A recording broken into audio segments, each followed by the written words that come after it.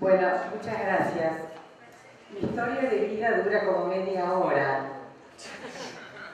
porque soy vieja. Solamente una pequeña cosita que corrijo de la historia de vida y de paso, para los que no están tan familiarizados con el movimiento de cultura viva, cuento algo. Efectivamente yo coordiné una red latinoamericana que se llamó de Arte para la Transformación Social. Acá está Paloma de Lima, Perú, que fue parte. Y eso fue un sueño que quizás puede iluminar a cómo soñar las transformaciones planetarias. Primero un pequeño grupo de organizaciones entre el año 2003 y 2007-2008 se reunieron alrededor de esta nominación, Arte para la Transformación Social. Pero nos amamos, nos juntamos, intercambiamos experiencias, pero nos dimos cuenta que nos estábamos quedando encerrados en nuestra identidad y que la aspiración era transformar el mundo. Entonces tuvimos que romper el cascarón que se llamó Arte para la Transformación Social e ingresar en la navegación de esto que es cultura viva comunitaria, que ya tiene muchos nombres, muchos países, muchas maneras y sobre todo muchos actores sociales diversos. No saben lo incómodo que es trabajar con personas diferentes. No es lo mismo estar aquellos artistas sociales, comunitarios, que hacíamos cosas más o menos parecidas. Ahora somos compañeros con gobiernos. Rarísimo, ¿no? Con redes como que son diferentes a las redes originales. Apareció la red de gestores culturales, la red de radios comunitarias, que manejaban lenguajes, códigos diferentes. Pero entonces nos acordamos de nuestras primeras reuniones. Paloma, vos te vas a acordar. Reuniones en donde íbamos por ahí a Bolivia y veíamos una orquesta iberoamericana de música barroca. Entonces decíamos, qué bueno, qué bueno.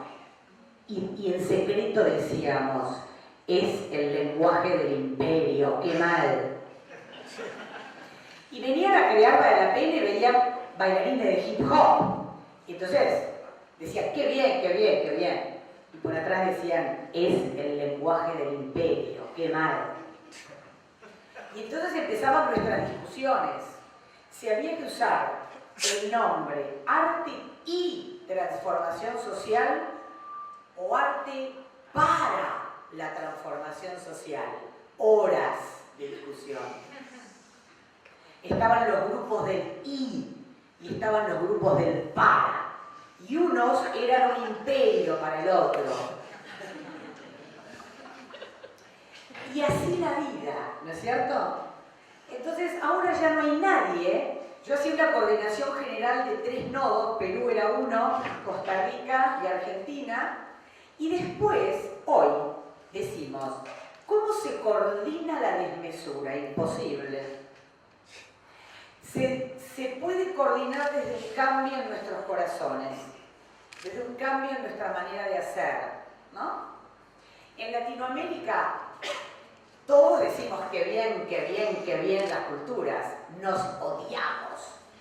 Competimos en los mercados despiadadamente.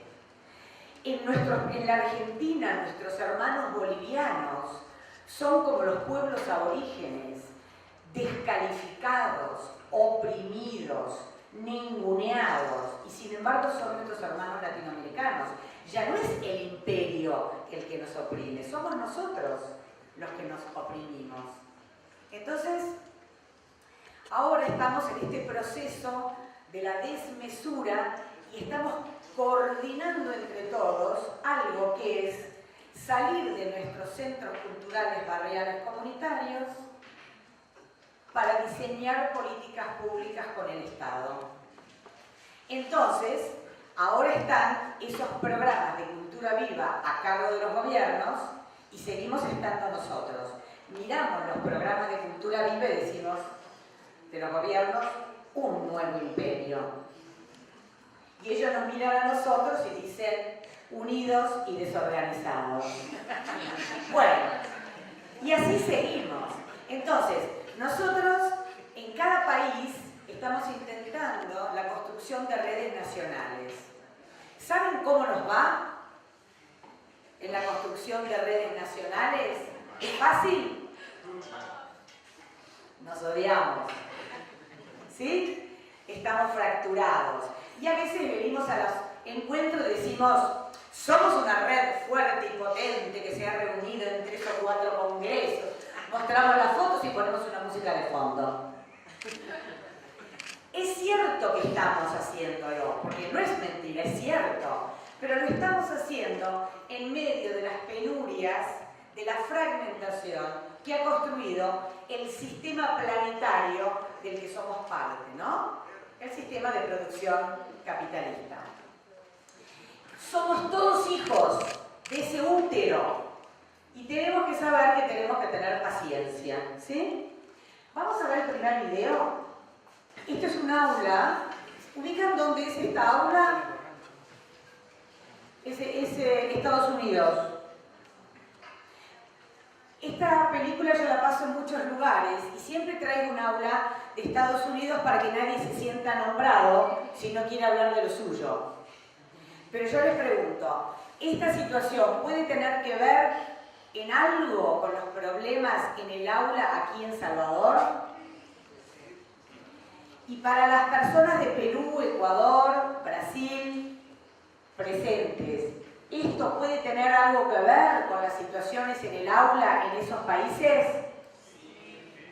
Bien, estamos en casa. Tenemos que sentirnos en casa a la hora de preguntarnos sobre qué significa este tipo de violencia y sobre todo, ¿qué hacemos con ello? Les pregunto,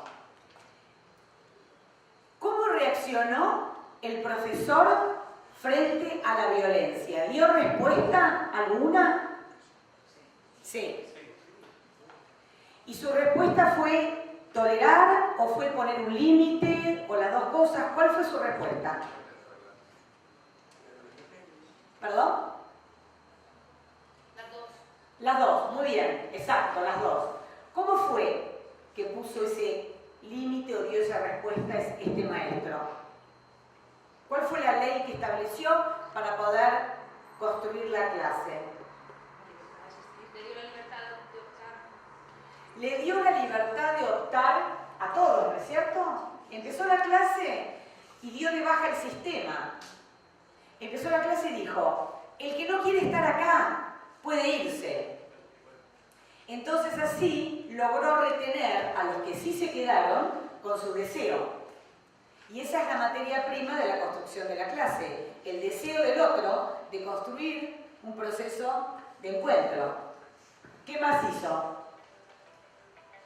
Validó la expresión de enojo del chico también, es decir, no lo oprimió, sino que le dejó que se expresara. Exacto, validó el enojo del joven que agarró su propio bolso y lo estrelló contra una pared.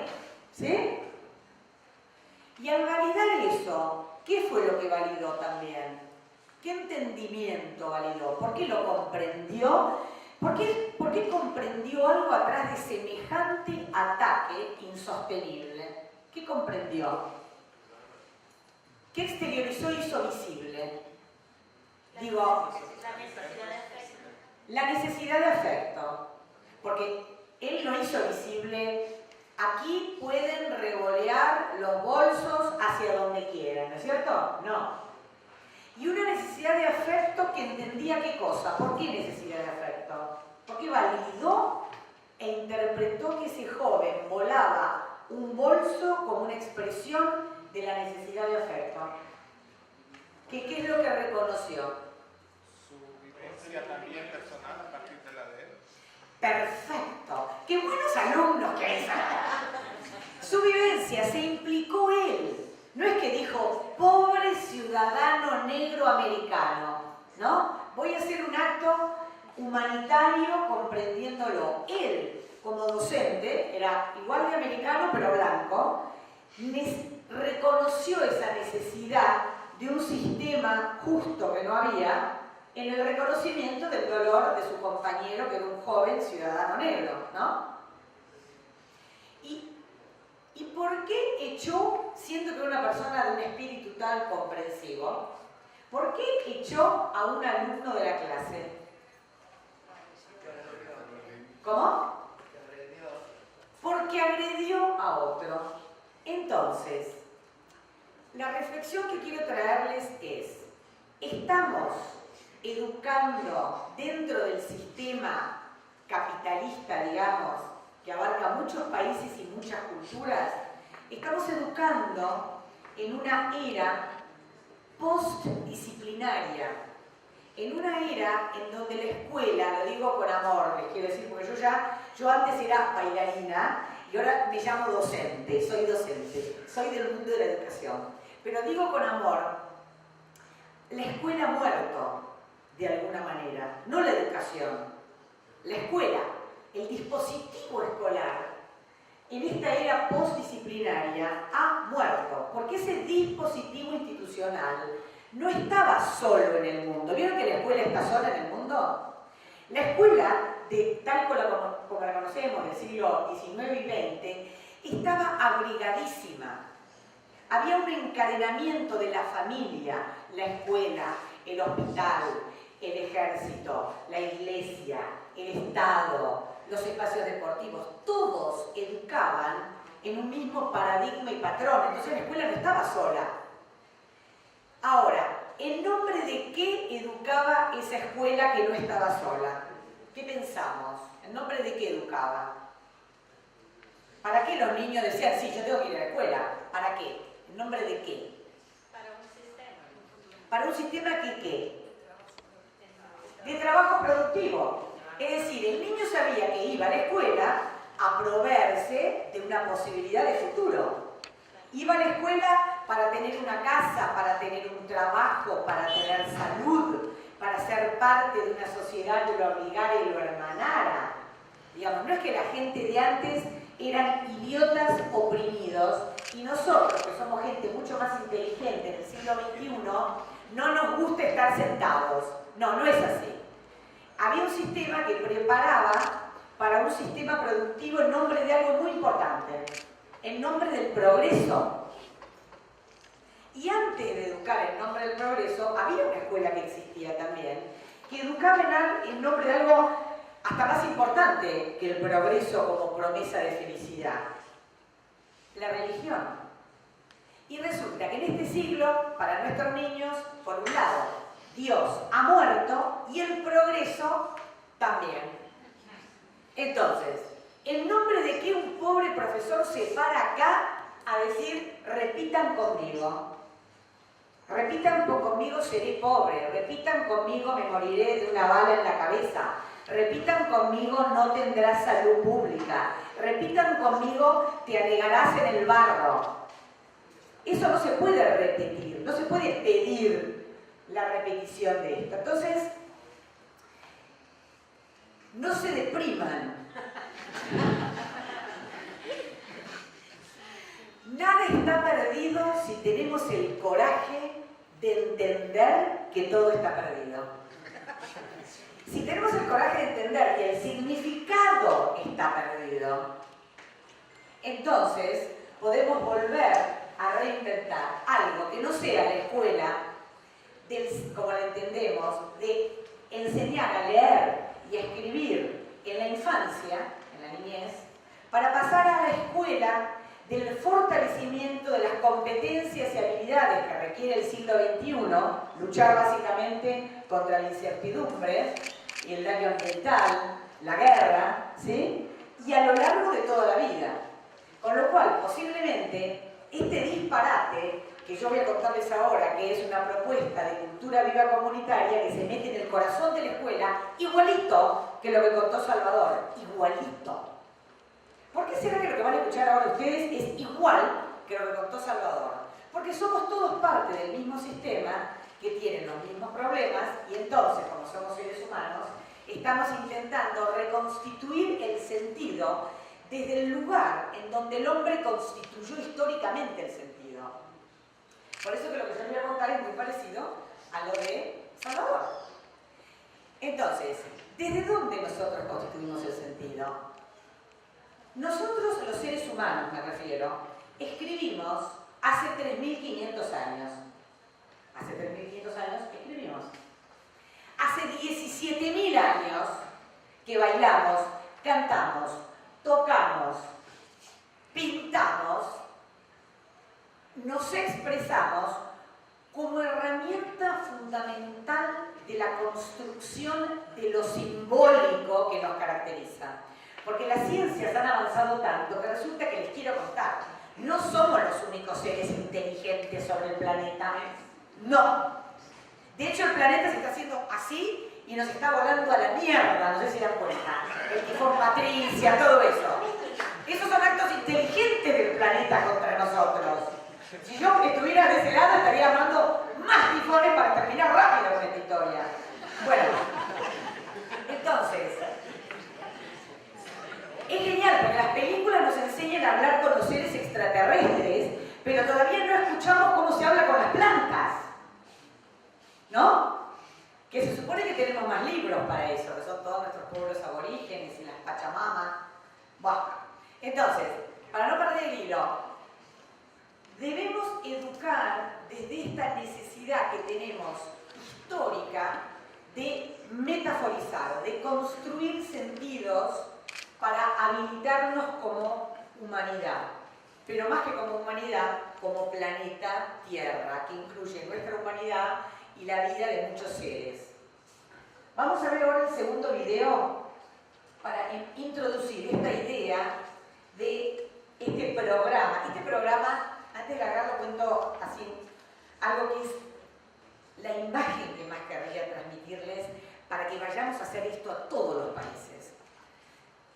En el año 2009, nosotros dejamos de encontrarnos para festejar lo lindos que éramos y nos encontramos para ir por las políticas públicas.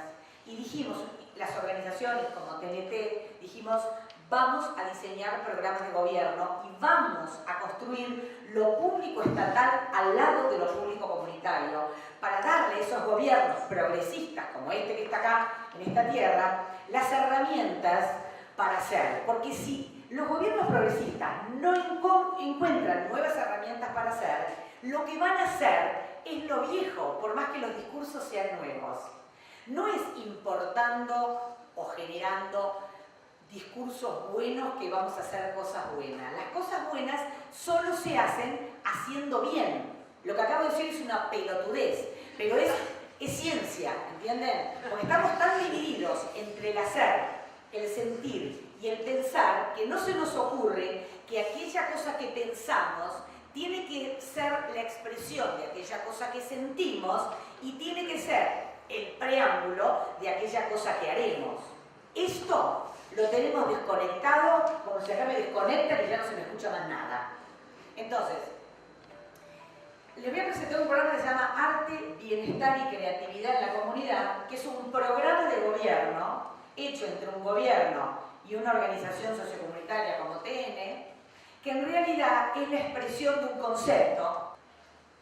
Entonces, la pregunta si el programa va bien o mal es una pregunta que se contesta preguntándose: ¿el cambio de formato es un cambio en el sentir? Cosa que nos tenemos que preguntarnos de las redes de cultura viva cuando hacemos las cosas bien y cuando hacemos las cosas tan mal que excluimos a tantos compañeros. Ahora no vamos a contar acá estos secretos, pero todos lo sabemos. ¿Sí? Entonces, vamos a ver un video de una experiencia, 3 minutos dura, en 20 escuelas públicas en la ciudad de Buenos Aires.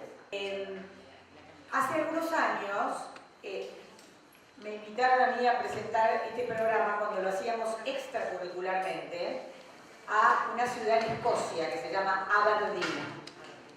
Aberdeen.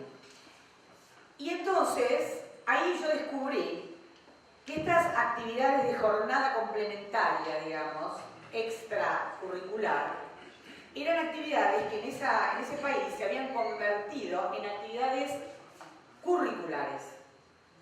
Entonces, aprendiendo de esa experiencia, diseñamos para la Ciudad de Buenos Aires un programa de arte a través del currículo escolar.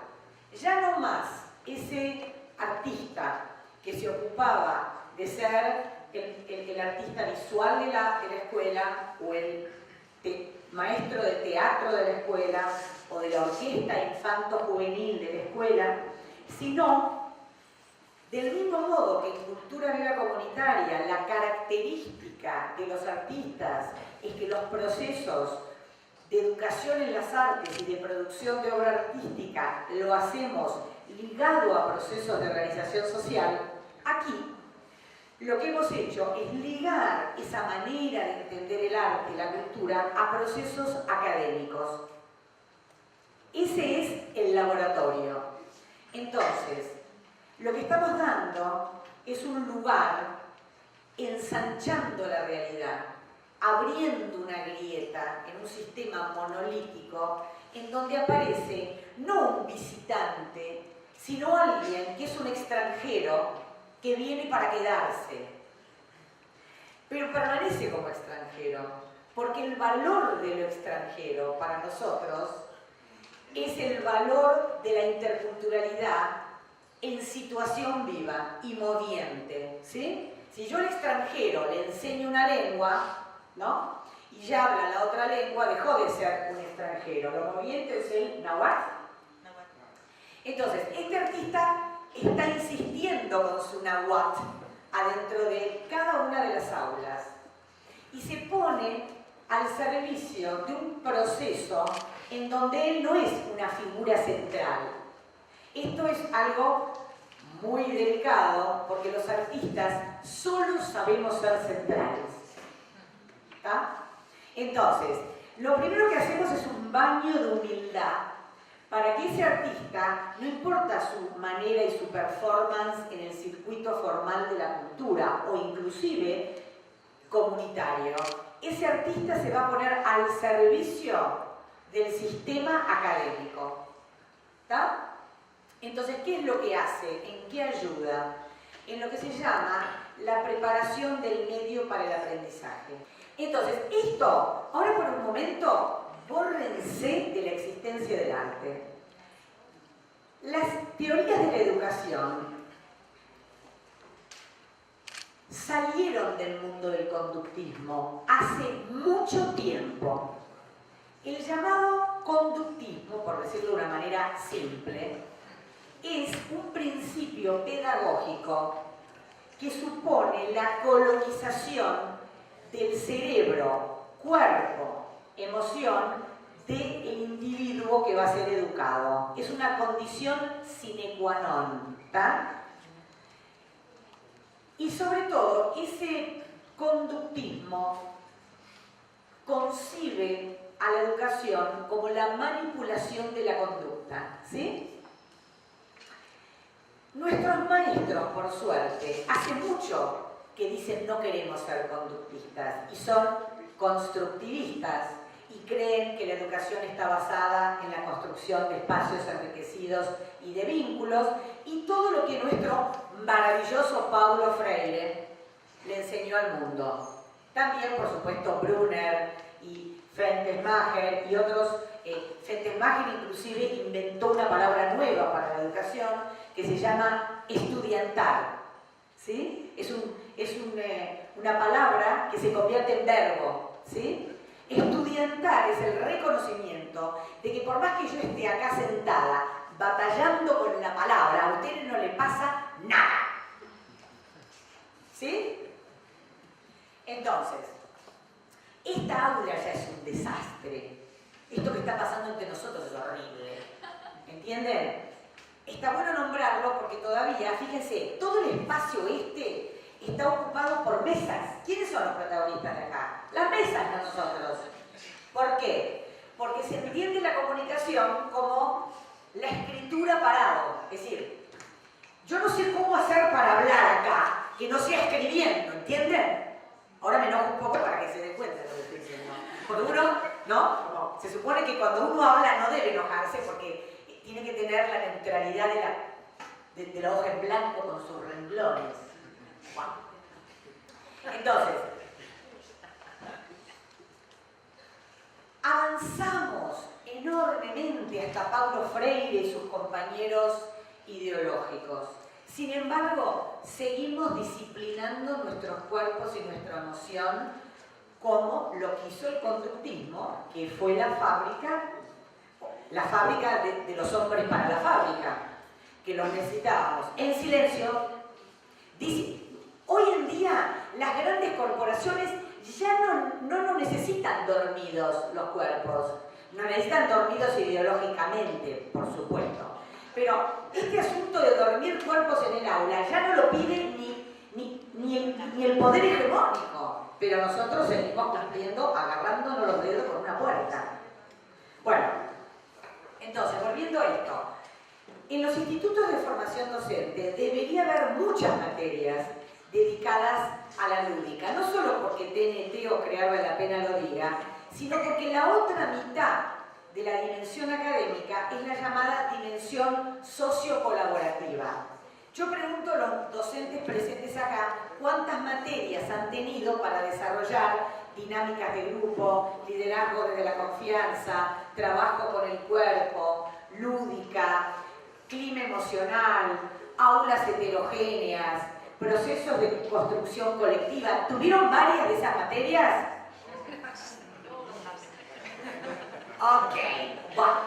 Entonces, no es que viene un conjunto de piojosos de la cultura viva comunitaria que somos nosotros a hacer lío y ahora esta gente, ¿quién es? Uno dice. No, esto es un ausente en el sistema educativo y resulta que un conjunto de artistas, en vez de estar encerrados en el concepto de las bellas artes, que es ese hermoso lugar en donde uno espera a los managers, a la prensa internacional, a los grandes festivales internacionales, ese precioso lugar helado como una tumba. Bueno, ese lugar de las bellas artes ya no es más el lugar de todos los artistas. Esto lo digo además con mucho amor, porque yo fui bailarina de danza contemporánea, que es el mundo del elitismo absoluto. Y yo fui la mujer más feliz del mundo haciendo danza contemporánea, les quiero decir. No reniego de eso. Pero muchos de ese mundo fuimos a hacer danza contemporánea como vimos en la foto de Salvador. Y hay inclusive una clase de danza clásica. Imagínense lo que los reyes borbones de Francia están mirando ahora desde algún lugar, que en medio de la selva hay un niño haciendo esto, o un suplés, increíble, eso se llama suplés. Wow, en fin, no importa. Digamos, es nuestro, todo eso es nuestro, y lo tenemos que usar todo. ¿Para qué? No para entretenernos con el arte. El arte no es el entretenimiento en tiempo libre, sino que es la herramienta de la libertad. Es la herramienta de la alegría. Hay una poeta argentina que dice, mirar una rosa hasta pulverizarse los ojos. Uno debería poder mirar una estructura académica hasta pulverizarse el alma. Y entonces, no olvidarlo nunca jamás. ¿No? Vamos a ver un pequeño power que hay ahí para ver cómo hicimos esto.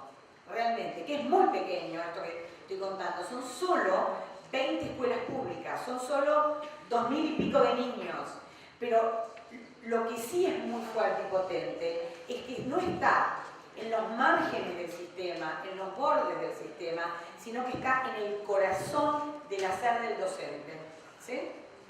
Esto es lo que yo dije recién, como diciendo, el siglo XXI nos desafía a producir subjetividad como la gran fábrica de la metáfora de la transformación social.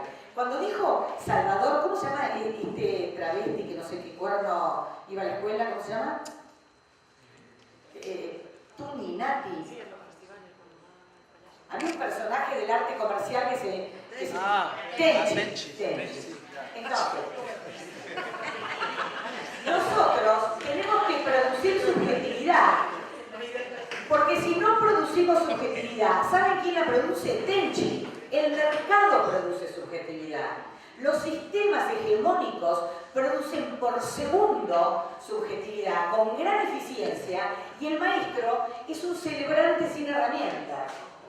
Por eso decimos poner las artes, la cultura y la creatividad en el corazón del aprendizaje. El arte aquí está, trabajamos los lenguajes artísticos, pero no para armar la fiesta de la escuela que necesita el acto escolar de las efemérides, llamamos nosotros los actos públicos, sino ir al corazón de la creatividad para poder despertar la curiosidad. La curiosidad es el primer gran logro en el aula, despertar la curiosidad.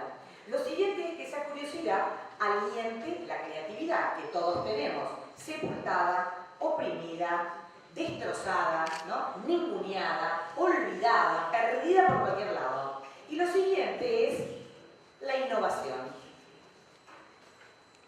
Entonces la escuela, esto como yo estoy diciendo barbaridades y soy bailarina, puse aquí a un especialista de la UNESCO que dice lo mismo que esta bailarina que dice barbaridades. Sí, continúa. Y la próxima filmina es interesante porque es una socióloga en serio, no como yo que soy una socióloga que me dediqué a bailar toda la vida. Esta socióloga que se dedicó a la sociología dice que la mayor parte de las organizaciones sociales que se meten en la cuestión de la educación están produciendo los laboratorios clave en los que se va a descubrir y que los docentes y los directivos y el sistema educativo deben girar su mirada a estas experiencias no para hacer exactamente lo mismo, sino para hacer lo que Víctor dijo hoy acá a la mañana, que es cada escuela es un centro cultural comunitario que puede transformar la educación en su territorio. Las palabras clave de la actividad del docente y el artista trabajando juntos son escucha, sintonía, empatía, trabajo en equipo, sacar los escritorios, no más escritorios, no más mirarse la nuca, no más estar en silencio. Una clase en silencio deja de ser una buena clase. ¿Sí? Esto es lo que dije hace un rato, ¿no? Las relaciones dialógicas presuponen un lenguaje, pero la comunicación no se basa en el lenguaje hablado. ¿Sí? Si yo digo, ¿qué me quieres decir? Si yo digo, ¿qué me querés decir? ¿Estoy diciendo dos cosas diferentes o no? De ahí en más todo. ¿Está? La expresión es parte esencial de nuestros argumentos. Si yo como docente soy un argumento institucional, no podré tener un solo acto educativo jamás. Si solo habla la institución a través de mi cuerpo, y si mi cuerpo se comporta como la institución, no estableceré relación con nadie, porque las relaciones son así. Esto no es diferente a ponerse de novios, amar, tener amigos. Los vínculos están siempre en una cierta desnudez. Uno después va y mete sus contenidos. Si yo soy bailarina o actriz, yo tengo un contenido aquí, porque quiero hacerlos reír, por ejemplo, o quiero emocionarlos. Y hay una cierta manipulación de la emoción, porque el arte es la manipulación de la emoción. But, ¿qué? El artista está implicado. Como dijo el compañero, ¿tu nombre es? Como dijo William, ese docente, Parks, no nombró solamente la necesidad de ese joven oprimido afrodescendiente, nombró su opresión en el rescate. ¿Sí? Entonces, crear capital y potencia social en la lógica de nodos educativos o entornos educativos. Es decir, a partir de cierto momento del siglo, decimos, debemos construir una red de entornos educativos a lo largo de toda la vida. Algunos tendrán a los niños solos, otros tendrán a los niños con los jóvenes, otros tendrán a los niños con los adultos y así siguiendo. Y sucederá en diferentes lugares del territorio, esa constelación educativa que antes guardábamos en un solo edificio que era la escuela. Estos son los 4 acuerdos que hacen 164 países en el año 1996, ¿no? Qué horror. La masacre, ¿aquí cuándo fue? La del 75 no, la segunda. No fue el 90. Entonces, el gran Jericó. Nosotros nos reunimos en el mundo diciendo que lo más importante de todo es aprender a hacer, mientras que vamos haciendo diferentes genocidios en diferentes territorios. ¿Sí? Es decir, hay tal distanciamiento entre la palabra y la acción, tan brutal es esto. Pero uno dice, claro, como les contesta al empezar, los malos hacen eso. Y nosotros no nos damos cuenta que nosotros somos los que distanciamos y que construimos eso en cada espacio nuestro, no solo de las escuelas, sino también de las organizaciones sociales, en donde nos olvidamos de incluir e integrar, porque estamos de acuerdo con las ideas de porque aquel está con el gobierno y yo no, o porque yo estoy con el gobierno y él no, y lo que fuera, ¿sí? Es decir, la educación, la discriminación no es el resultado de la falta de educación, es el exitoso resultado de la educación que todos desarrollamos en todos lados. Entonces, aprender a hacer, aprender a aprender. Cuando firmaron esto, Google todavía no había estallado.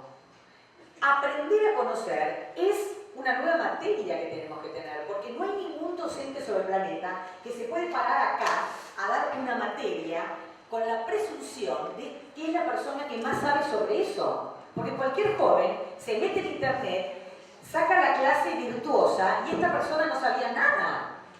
Aprender a conocer, aprender a convivir y aprender a hacer. Estos son los principios de educación-acción. Entonces, la fórmula para el experimento es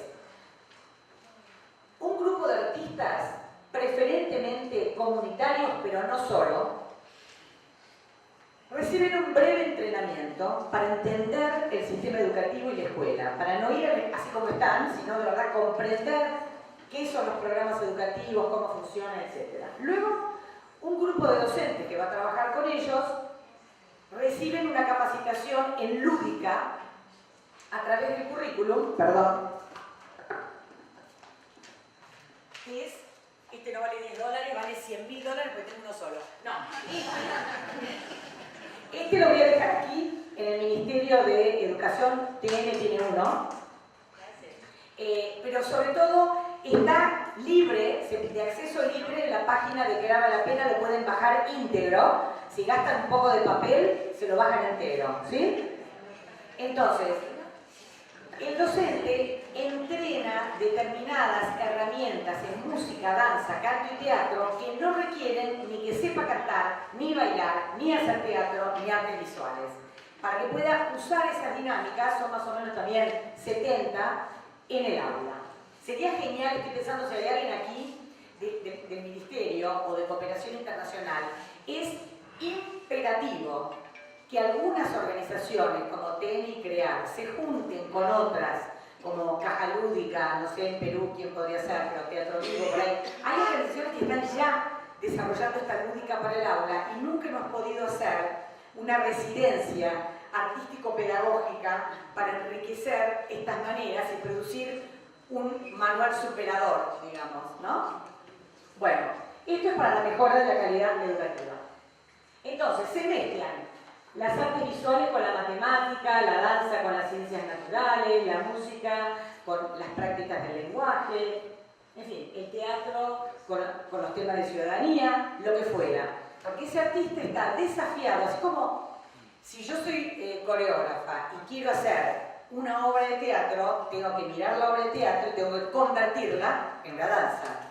Aquí, de la misma manera, yo tengo que convertir en un movimiento o en una danza la puerta del conocimiento para enseñar triángulos, por ejemplo. Ese es el desafío. ¿Está?